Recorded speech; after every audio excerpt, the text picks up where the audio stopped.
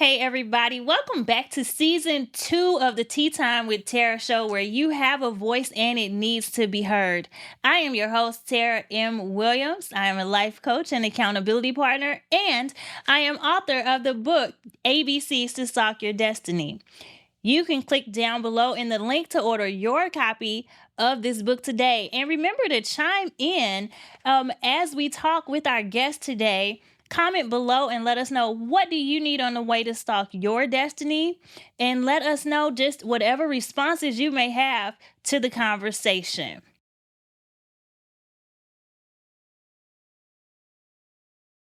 Today we're joined by guest Camron Thomas.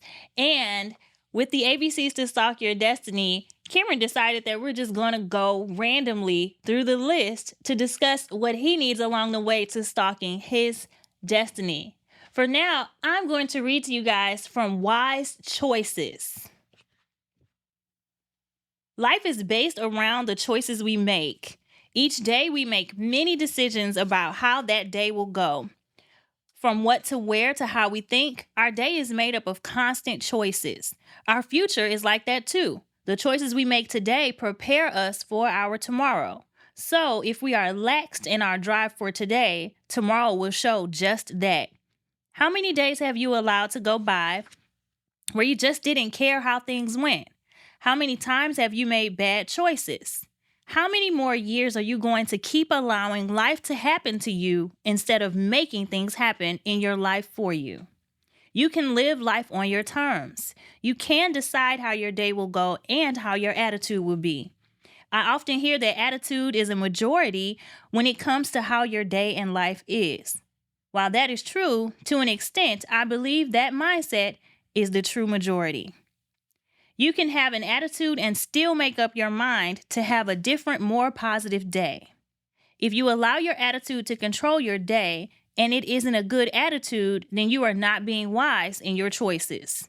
Some people struggle with making wise choices because they aren't thinking for themselves and their priorities are not where they need to be.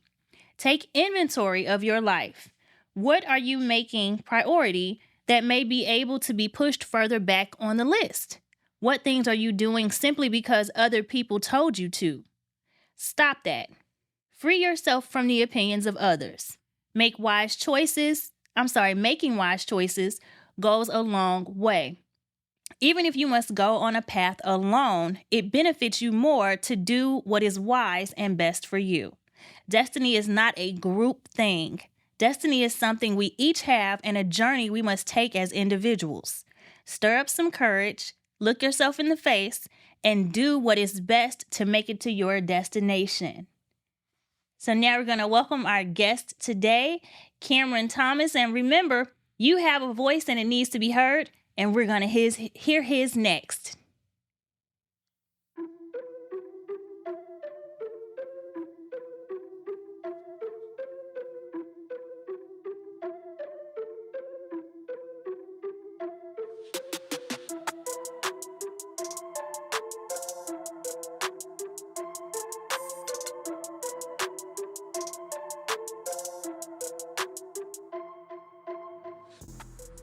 Put things in their proper place.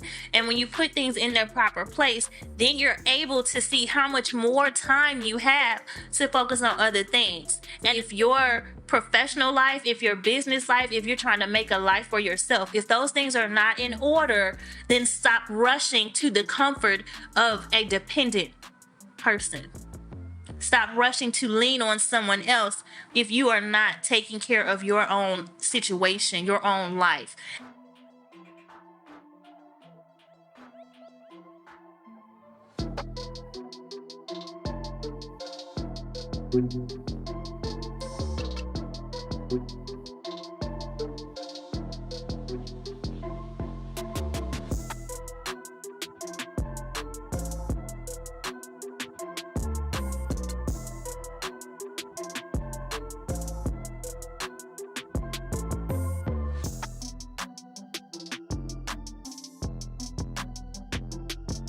And that's a really, really big distraction because we all want and need the social connection in terms of another person, in terms of love and endearment, those types of things, companionship. We need those things, but put them in proper place. And there's a saying, I think I've said it before, do what you have to do so that you can do what you want to do.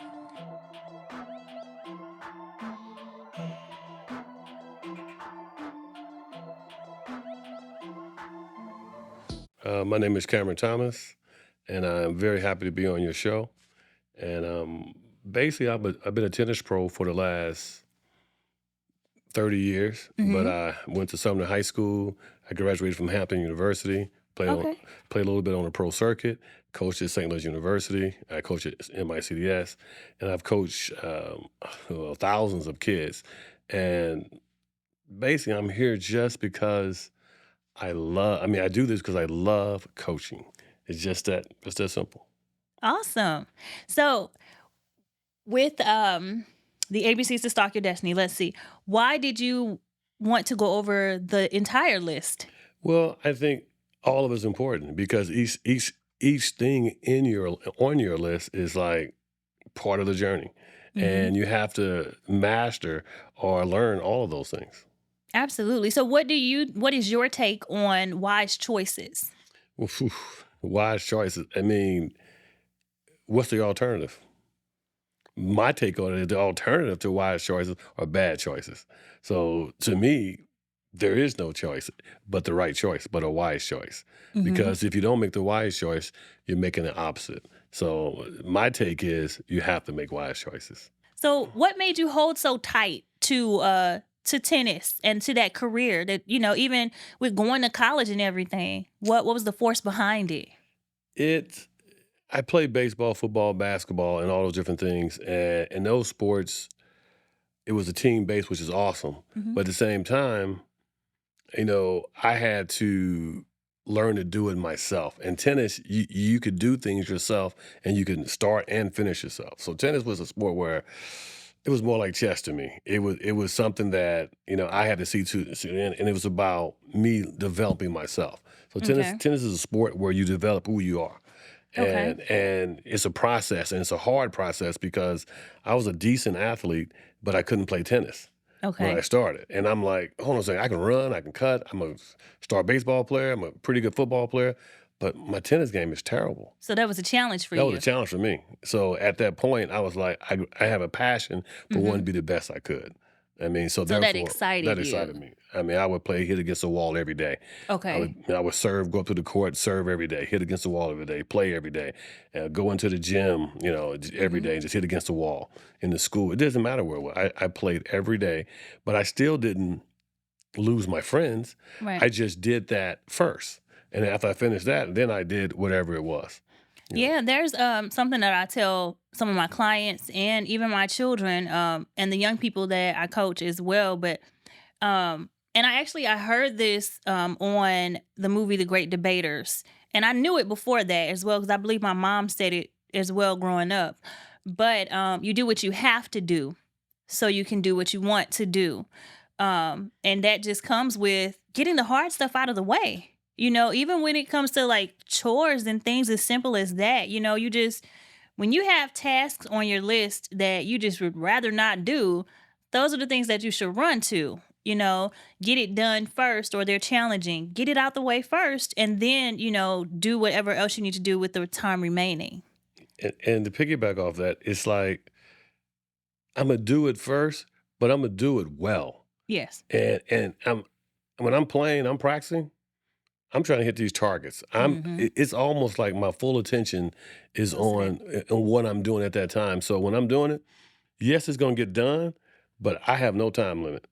Yeah, I was reading this morning in Zig Ziglar's book, Something to Smile About. Hmm. And one of the quotes in there, it mentioned something about superb practice Hmm. makes for superb Yes. performance. Yes. And I believe the word was superb. I'm not sure, but it was something about having an excellent practice. And because people used to say, well, practice makes perfect. And we're like, no, proper practice, makes perfect, because you can Yes. practice the wrong ways too. Yeah, because when you're practicing, that's where your greatness is. Your Okay. greatness comes out in a match with what people see, but what they didn't see was that hour you played that match, you practice 1,000 hours. Mm-hmm. And in that 1,000 hours, you develop good habits. Because if you develop bad habits, they're going to show up Mm-hmm. in your match. So your job is to create all the good habits you can while you're playing and be very consistent. Mm-hmm. Because what happens is most people don't realize that consistency in doing the same thing over and over again is what makes you better. So, Okay. and a lot of people, this guy's great athlete, great talent, means nothing if you're not consistent. Right. And we talked about habits in a previous episode. We talked about habits. So and I just turned to it again in this book. So let's jump around then. Tell us about your journey. Mm. Your journey with tennis and to get to where you are now and where and where you're going if you can. Because life doesn't stop when you achieve one of your major goals. You can keep going I agree. further. So tell us a little bit about your journey and what you've learned along the way. My journey, hopefully it's not too long, but my It's journey, fine. my journey started when I was a kid, and I rode my bike to a place called the Armory, which was a place where all the tennis was in St. Louis. All the greats came out of there. Arthur Ashe, a lot of different people came through there, and tennis was the city. St. Louis was the Okay. city For for tennis, tennis? almost Okay. around the country. Oh, And I wow. rode my bike up there as a little kid from the Clee town. That's where I used to live. So when I rode my bike up there, I was looking in. I saw these guys playing. It was incredible. I'm talking incredible. And a guy comes to me and said, "You want to play tennis?" And I looked at him and I jumped. I said, "Well, I'll give me some of those tennis balls. I'll play." Mm-hmm. And when he said that, I was like, "Huh?" And I started watching again. But that guy was Mr. Richard M. Hudlin, who is legendary in tennis. I didn't know that at the time, Mm-hmm. but I just wanted some tennis balls. But at Right. the same day, I went home. And then I rode my bike home and asked my dad to play. I said, "Dad, all our friends want to go play tennis." So we all went up there. We all played. Pretty much beat everybody. None of us could play. But I kept the ball in play. I was more consistent Okay. than they were. And at that point, that's where my journey began. So every day I would go out and I would take a racket, go up to the courts and play. And the older guys wouldn't play with us. Okay. They Yeah. say, you can't play. You go over here and play. Yeah. And then I always wanted to get to the big court. I say, okay, I'm gonna get there. And then Mm-hmm. after a while, after about a year, I was able to go to the big court. And then from there, I played high school tennis. I started playing tournaments. Won my first tournament at Fairground Park when I Okay. was 14, beating an adult. Wow. So that was a short period of time. And then in high school, I did pretty well. And then I went away to college at Hampton University. Played for our team was top 4 in the nation. Excuse me. That's Mm-hmm. okay. We were top 4 in the nation for every year I was there. I mean, it was a phenomenal team. Then I Wow. went out, I left there and started playing on the circuit a little bit, and, Mm-hmm. different places, which was very hard because of you need so much money to be able to play tennis on a So circuit. what's on the circuit? The circuit is other people like me trying to make it to the highest place. If you Okay. qualify there, you move to the next level, next level, next level, next level. Okay. And it is hard because it's everybody just trying to make it. Right. So then from there, I came back. I moved to California, tried to play out there for a while. Mm-hmm. Matter of fact, I lived there for 4 years. I worked and played all the tournaments in California. Okay. And at that point, then I moved back to St. Louis, and then I started coaching at St. Louis University. Oh, And I was okay. one of the first head coaches there, first African American head coach of the tennis team. Oh, And congratulations. so I was there for a while, but I really want to coach my juniors because then when I'm coaching college, I really couldn't coach the kids and develop all the kids that I had. Mm-hmm. So I left there and went back to coaching in St. Louis, just coaching juniors and different things of that nature. And then from there, I coach high school, coach this, and so that's kind of my journey. So what happened between you playing Mhm. and then switching to coaching? What happened in that transition? The thing is, that's a natural fit because if you're a player, people pay you to teach them how to play tennis. Okay. So while you're playing Mm-hmm. to make ends meet, Yeah. you start coaching. But let me go back a little bit. I was also been coaching since I was 15 years old at the NYSP program. It was called the National Youth Sports Program, and Okay. it was at Harris Stowe. And I was an assistant to so I've been coaching really since I was 15. I was just an assistant. 15. So every summer I coached there. When I came back home, I played tennis, so I've been coaching since I was So your purpose was probably always to coach to coach and to teach. and teach. Yeah. So that's been That's so I interesting. found it at 15 years old. Mhm. Now looking back, that's when I found it. Yeah. So that was kind of cool. So I've been coaching. So my transition was just natural because I was Mhm. coaching while I was playing ever since I was 15. Yeah, the funny thing about that is that with Stalk Your Destiny, we believe that everything you want to become, you already are. Which Yes. I believe it says it. It says it right on the book too. Yeah, Yes. everything you want to become, you already are, y'all. And I forgot that it was on the book. But it's just amazing how when we look, I guess it's called in retrospect, Mhm. and or in hindsight, we look back and we see that we were always that person. Even with me with coaching and advising people and organizing things, like I use my mental health labels, but those that just helps people understand how I operate. If I say, okay, well, I'm OCD, then that's the way I can be the chaos coordinator because I use my label to organize your life. I Oh yeah. see things differently than you do. So where you have chaos, I'm able to take it and organize it and put it back out, but not realizing that I've always been able to do that. I've always been good at that, because of that label, or even the ADHD. And people are like, how are you getting so much produced?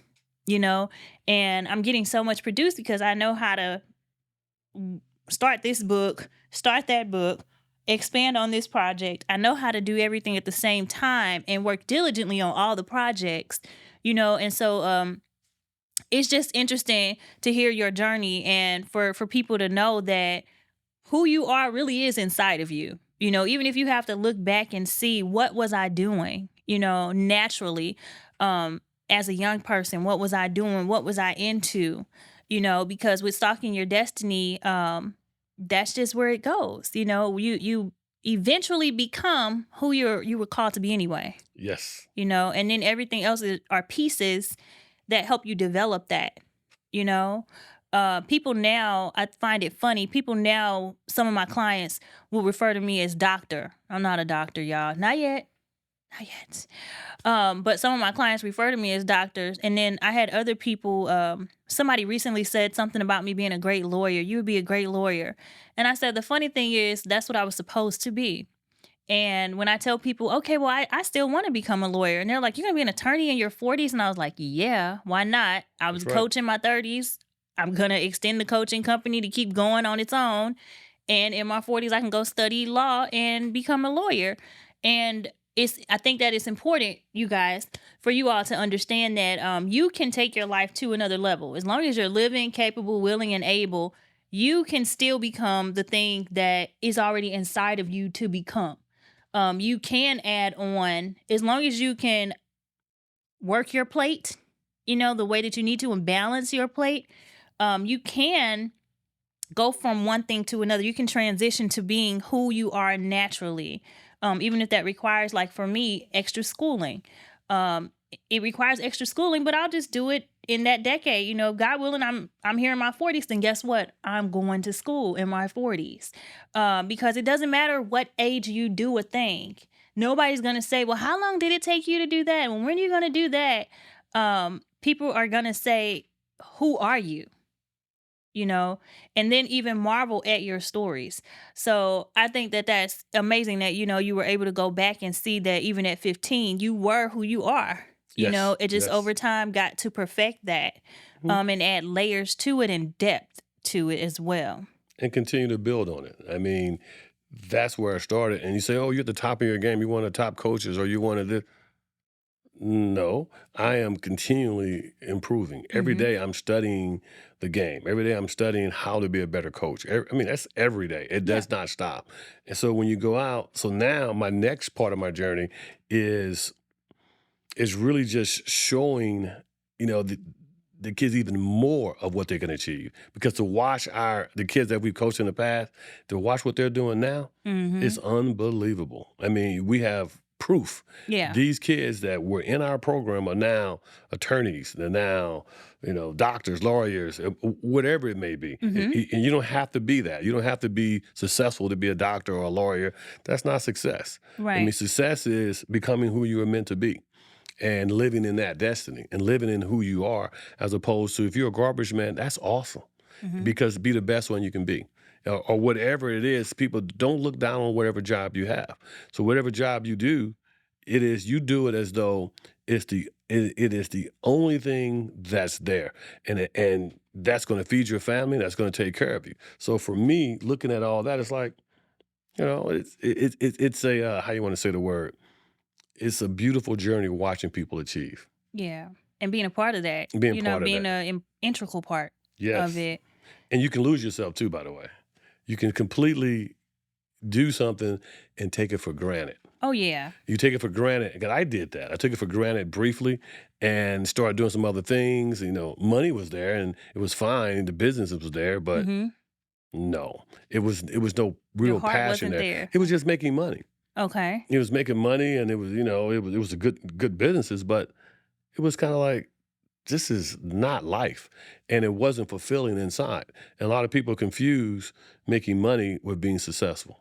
Right. And there's nothing wrong with making money, but it's also being successful is being operating in who you truly are. And then when you do that, then all the money or whatever it is you possibly may need will follow. Whatever you need will be there. Yeah. I mean, if you read the Bible, you understand that. He Yeah. clothed the who? Clothed the birds and the lilies of the field. Yeah. So if he did all that, Then how much more will he? do for you. Yep. So don't chase money, chase who you are. Become who you are. Become who you are. Yeah, because even growing up for me, one of the quotes was, "If you build it, they will come." Hmm. You know, but build it well, and build it, strategizing with God as well, because it will follow. Like I had time with God a few years back, and He told me that the ministry was going to bring the money. And I'm like, how is a ministry gonna bring money to anything? Like the ministry is free. It's been free for all these years. It will have been 7 years in October of 2023. It will have been 7 years. So I'm like, how is this ministry gonna bring any money? Not knowing that it's an open door. The more that you help people, the more visibility, the more, and it's not about the money. It's about the wealth and the joy of impacting people's lives and changing their lives and seeing, like you said, seeing them become successful or utilize whatever they got from those moments, as well. And you reminded me also of something else I had read in the book, Something to Smile About. Yeah, I'm not plugging this book, but if it resonates, let it resonate. It's a good book to read. I'm reading it one chapter or page at a time. And so in that, there was a part called Get To or Got To. A story, I should say. He shares different stories in this book, other people's stories and things, and lessons. And so it says get to or got to, and just being grateful that you get to do certain things. Like, how you don't have a job and you broke and you praying, Lord, give me this job, give me this job, give me this job. And then 2 weeks later, you're like, I hate this job. Or I hate these people at my job, or all this traffic I got to drive through to get to work, um, instead of realizing that you get to, you were alive and well. You get to drive your vehicle. You get to have gas in your car to get to where you need to be. You get to go to the job that helps you pay the bills and whatever else you want to do. You get to change lives in whatever capacity, because service work or customer service, collections, doctors, whatever it is, essential workers, whatever you're doing, you still get to do something that matters. Even if you think it doesn't matter, you get the opportunity to do that and benefit from it. And so I thought that was very important, Yes. along the way, because we take for granted right now that we're sitting here with, first of all, breath in our bodies, but we're sitting here recording for other people to even see, Yes.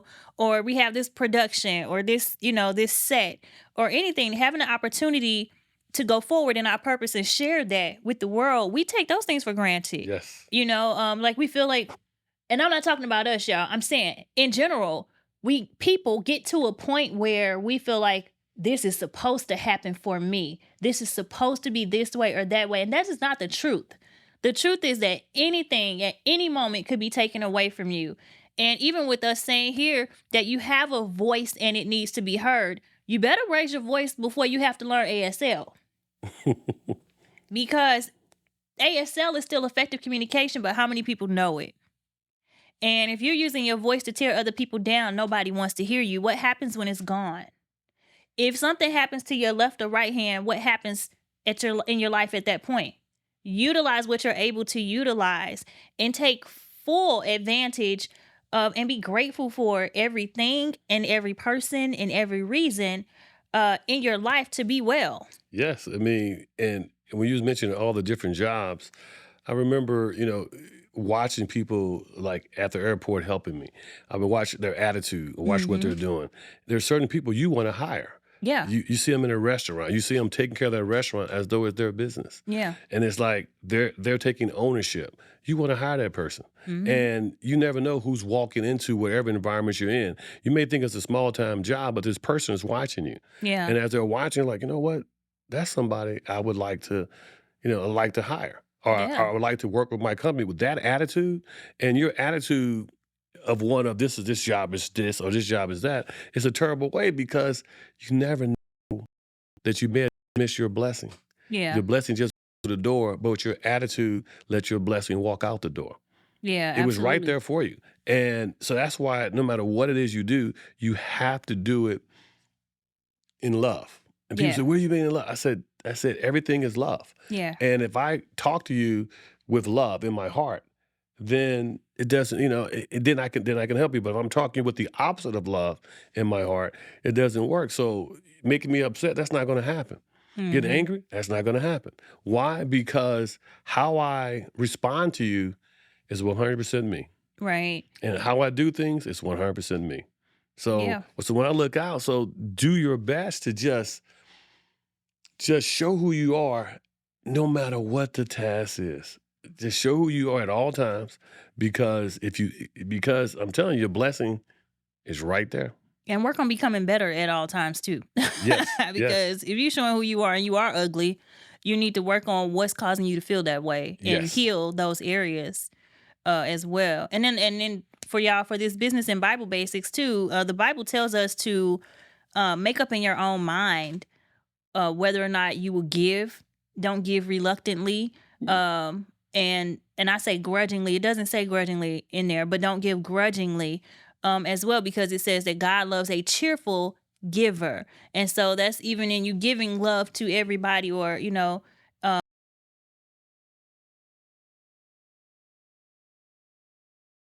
self. And so if we purpose to treat other people the way we want to be treated, or even more, think of other people the way we want to be thought of, then our actions will follow. Our actions will follow that. And so if we lean to that, and if your intention is to treat somebody with love, can that be misconstrued? Can be misconstrued. Speaks to the state of the talking to or dealing with. But if you purpose to do everything in love, then if you did mess up and it was unintentional, you'd be able to apologize. You'd be able to try to repair the situation, or you'd be able to stand down in love too, because you can't block people in love, protecting yourself and you can away and people. You can add distance in love as well. So there is always a way to do something positively. There's always a way to do something with love in your heart, because the whole thing is that if you don't have love in your heart anyway, you're killing you, the person. And if you do care, you're not sleeping well anyway, but you can't change that. You can only focus on the poison in your heart and in your life. And so, yeah, make wise choices. Um, Go forward in your success. Prioritize what's most important to you. Okay. And adjust your habits as necessary. Also, be and show your true and authentic self at all times. If you're strong and wrong, then learn how to apologize and ask for forgiveness and correct yourself. But if you're giving light to others, then expect to see the light in other people shine as well, and let that be okay. This has been another episode of the Tea Time with Tarah Williams. Cameron, did you have any final things you wanted to share with the audience before we go? Thank you for letting me be on your show. I think it's going to make a huge impact all over the world. Thank you. And thank you for being here as well. This was a great topic today. Thank you. All right, y'all. Until next time, remember, you have a voice. Already are. Until next time.